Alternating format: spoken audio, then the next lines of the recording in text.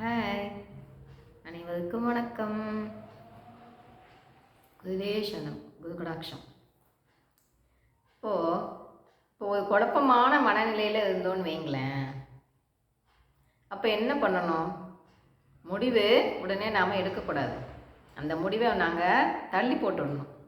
சரிங்களா? ஏன்னா இதுக்கு ஒரு சிறந்த கதை பாருங்க. ஒரு குரு சீடன்கிட்ட போய் தண்ணி கொண்டு வா, குடிக்க தாகமாக இருக்குன்னு சொல்லுவாங்க. அவர் தண்ணி எடுக்க போவாங்களா?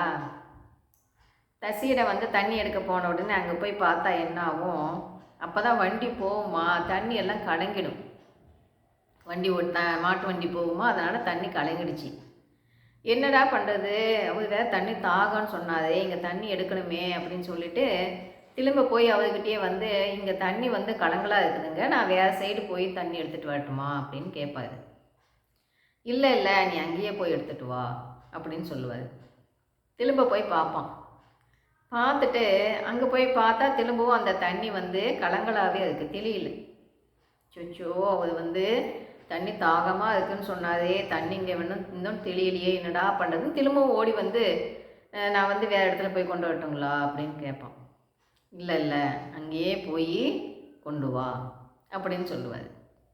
அவன் போயிட்டு என்ன பண்ணுவான்? அப்படியே அமைதியாக நின்றுக்குவான். தண்ணி அப்படியே அமைதியாக நின்றுட்டு என்ன கொஞ்சம் கொஞ்சமாக கீழே அந்த தூசியெல்லாம் அடங்கின வாட்டி தண்ணி தெளிஞ்சிடுது இல்லைங்களா? கொஞ்ச நேரம் அமைதியாக வெயிட் பண்ணிவிட்டு தண்ணி எடுத்துகிட்டு கொடுப்பான். இப்போ எப்படி தண்ணி கொண்டு வந்த அப்படின்னு கேட்பாரு. கொஞ்ச நேரம் அமைதியாக நின்றுட்டு இருந்தேங்க, அது தண்ணி தெளிஞ்சிடுச்சு, அப்போ நான் அதுலேருந்து எடுத்துகிட்டு வந்துட்டேன் அப்படின்னு சொல்லுவான். அதுக்கு அவர் என்ன சொல்லுவாருன்னா, அது போல் குழப்பமான டைமில் சுச்சுவேஷனில் எந்த முடிவும் அப்போதைக்கு எடுக்காத. ஏதாவது நீ யோசனையில் இருந்தேன்னு வையேன், உனக்கு முடிவு தெரியலேன்னு வையேன், நீ அதை கொஞ்ச நேரம் தள்ளி போடு, அந்த முடிவு உனக்கு தானாகவே கிடைக்கும். குழப்பமான நிலையில் இருக்கும்போது அதுக்கு பதில் கிடைக்குமானா கிடைக்காது. ஏன்னா நீ டென்ஷனாக இருப்பியல்ல. ஆகையினால டென்ஷன் இல்லாமல் ரிலாக்ஸாக இருக்கும்போது உனக்கு அதுக்கு உண்டான பதில் தானே கிடைச்சிடும் அப்படின்னு சொல்லுவார். அதுபோல் நாமளுமே எப்பயுமே ஏதாவது யோசனையில் இருக்கும்போது கூட நம்ம கோபமாகவோ இல்லை ஸ்ட்ரெஸ்ஸாவோ மன அழுத்தமாகவோ இருக்கும்போது நம்ம யோசனை செஞ்சோன்னு வைங்களேன், கரெக்டான பதில் நம்மளுக்கு கிடைக்காது. எப்போ நாம் நிதானமாக இருக்கும்போது யோசிக்கும்போது மட்டும்தான் நம்மளுக்கு அதுக்குண்டான பதில் கிடைக்கும். சரிங்களா? இப்போது பகவான் என்ன சொல்கிறார்? எல்லாத்துக்கிட்டையும் அன்பாக நடந்துக்கோ அப்படின்னு சொல்கிறார். இப்போ ஒருத்தர் என்ன பண்ணுறான்? நல்லா பட்டையை போட்டுக்க வேண்டியது, கொட்டையை கட்டிக்க வேண்டியது, உள்ள பட்டையும் போட்டுக்க வேண்டியது, அப்போ வீட்டில் பொண்டாட்டியை திட்ட வேண்டியது, இப்படியெல்லாம் பண்ணிவிட்டு நாயே பேயே அப்படின்னு ஒய்ஃப் கிட்ட பேச வேண்டியது. நான் சிவசிவா, நான் பக்தன், நான் சிவசிவான்னுக்கிட்டே இருப்பேன், நான் ராம பக்தன், நான் சிவபக்தன் அப்படின்னு சொல்லிட்டு பக்தன் சொல்லிட்டு வீட்டில் ஒய்ஃப் கிட்ட கோபத்தை காட்ட வேண்டியது. சரிங்களா? அப்போது மேலேருந்து பார்த்துக்கிட்டே தானே இருக்காது பகவான். எல்லாத்துக்கிட்டேயுமே நீ அன்பை கடைபிடிச்சிட்டு இருக்கியா இல்லையா? எல்லாத்தையுமே தான் பார்ப்பேன். மன தூய்மைன்னா இப்போ ஊருக்கு உபதேசம்னு சொல்லக்கூடாது இல்லைங்களா? வெளியில் எல்லாத்துக்கிட்டையுமே நல்ல பேர் வாங்கிட்டு நீ வீட்டில் உன் ஒய்ஃப்கிட்ட எப்படி நடந்துக்கிறங்கிறத மெயினாக பார்ப்பேன். சரிங்களா? அப்போ எல்லாத்துலேயுமே மார்க் வாங்கிட்டே வந்தால் மட்டும்தான் அந்த அடுத்த ப்ரமோஷன் கிடைக்கும். அன்பே சிவம்னு எதுக்கு சொல்கிறாங்க? எல்லாத்துக்குள்ளேயுமே நான் இருக்கேன், எல்லாத்துக்கிட்டையுமே நீ அன்பை காட்டு அப்படின்னு பகவான் சொல்கிறார். அப்போ நாம் அதை தானே பண்ணணும். அப்போ அவங்கக்கிட்ட காட்டலாம், இவங்கக்கிட்ட காட்டக்கூடாது, பேதம் பார்க்கக்கூடாது இல்லைங்களா? எல்லாத்தையுமே பகவானாக பார்க்கணும். அப்படி பார்க்கும்போது கோவப்பட்டு பேச முடியாதில்ல. யோசிங்க. அப்போ பகவானாக பாவிச்சு பார்க்கும்போது மட்டும்தான், ஆன்மாவாக பார்க்கும்போது மட்டும்தான் நாம் கோவப்படாமல் அமைதியாக இருக்க முடியும். அதனால தான் அன்பை கடைப்பிடிங்கன்னு சொல்கிறது அதனால தான். சரிங்களா? இப்போது அம்மா அப்பா சொல்கிறத கேட்க வேண்டியது தான், இல்லைன்னு நான் சொல்லலை. தாயில் சிறந்த கோயிலும் இல்லை, தந்தை சொல் மிக்க மந்திரமும் இல்லைன்னு சொல்லுவாங்க. உண்மைதான், இல்லைன்னு சொல்லலை. ஆனால் வந்து இப்போ தாயே வந்து உனக்கு உதவி உங்களுக்கு வந்து நல்லது சொல்ல வேண்டிய தாயே வந்து உங்களுக்கு கெடுதலாக வந்து முடிவு எடுக்கிறாங்கன்னா அப்போ என்ன பண்ணுவீங்க நீங்கள்? அவங்க சொல்கிறதையே கேட்டுட்ருப்பீங்களா? பகவான் வந்து இல்லையே, யார் எது அம்மா அப்பா சொன்னால் அப்படியே கேட்டு அப்படியே நடந்துக்கோன்னு எந்த பகவானும் சொல்லலை. அம்மா அப்பா சொல்கிறது ரைட்டாக இருந்துச்சுன்னா கேட்டுக்கோ, இல்லைன்னா உன் முடிவை நீ எடு அப்படின்னு சொல்கிறார். சரிங்களா? இப்போ அம்மா சொல்கிறது தான் கேட்பேன், அம்மா சொல்கிறது தான் கேட்பேன், நான் வந்து யார் பேச்சும் கேட்க மாட்டேன் அப்படின்னு முடிவு எடுத்துகிட்டு இருந்தா எதுக்காக நீ எதுக்கு கல்யாணம் பண்ணிக்கிட்டே? உனக்கு எதுக்கு வாழ்க்கை, எதுக்கு குடும்பம்? யோசிக்கணும்ல.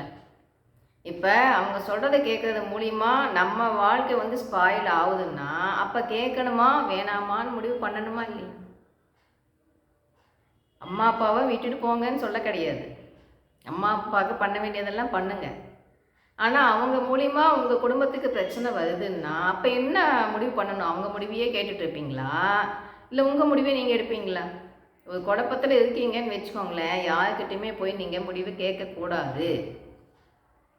ஒவ்வொன்றும் சொல்லிட்டு தான் இருப்பாங்க. அப்போ மற்றவங்க முடிவு மூலிமா உங்களோட லைஃப் ஸ்பாயில் ஆகுது அப்படின்னா அந்த முடிவு வந்து நீங்கள் தான் எடுக்கணும். பகவான்கிட்ட பேசுங்க, பகவான் பாதத்தில் சரணாகதி அடைங்க. பகவான் பாதம் சரணாகதி அடையும் போது மட்டும்தான் நம்மளுக்கு வந்து மனசு ரிலாக்ஸாக இருக்கும். அடுத்தது என்ன பண்ணலான்னு ஐடியா கிடைக்கும்.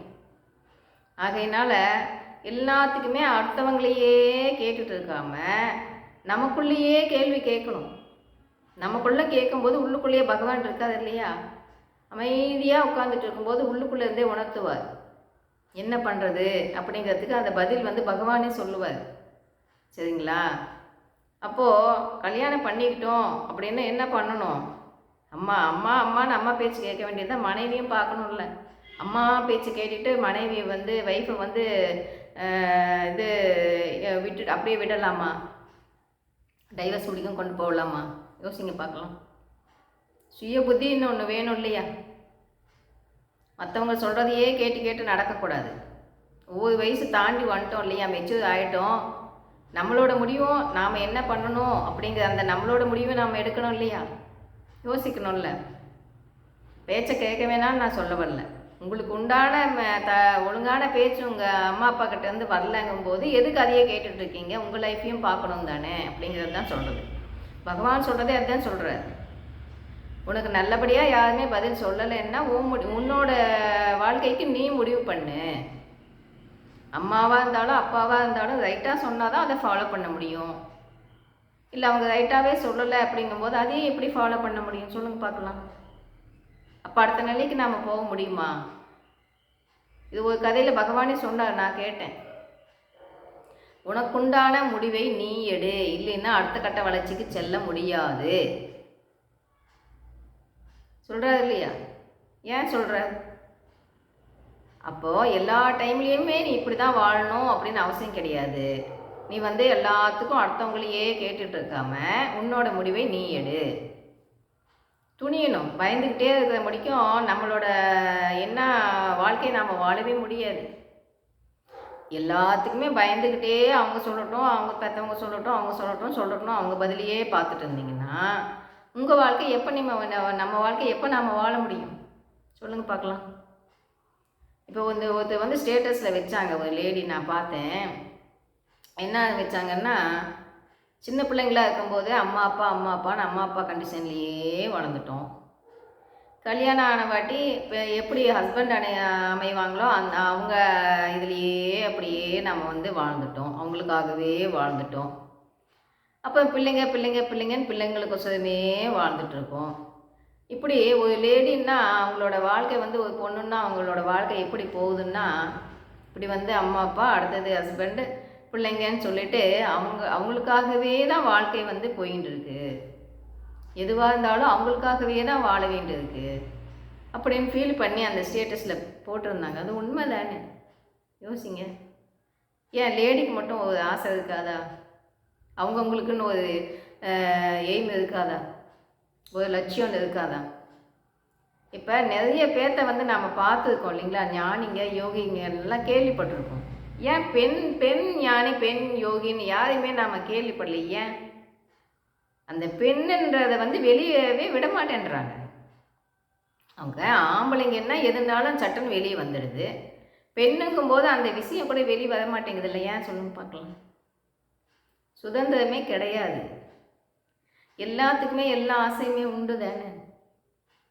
சொல்லுங்க. எல்லாம் ஒரு லட்சியம் எல்லாமே உண்டு தானே? அப்போது அவங்கவுங்களுக்கான வாழ்க்கையும் அவங்கவுங்க வாழணும் தானே?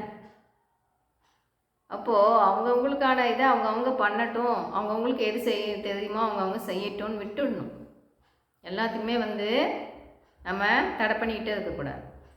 யோசிங்களேன், பெண்க வந்து ஞானி ஆனவங்கெல்லாம் இருப்பாங்களா இருக்க மாட்டாங்களா? ஏன் அதெல்லாம் வெளியவே வரல? சொல்லுங்கள் பார்க்கலாம். விட்டாதானே, விடலைன்னா எங்கே வெளியே வரும் சொல்லுங்கள்? அப்படியே காலகாலமாக கொண்டு வந்துட்டாங்க இல்லைங்களா? சரி, அதை விட்டுடுவோம்.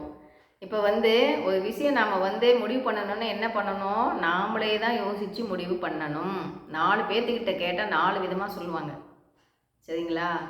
நம்ம முடிவை நாம் தான் எடுக்கணும்.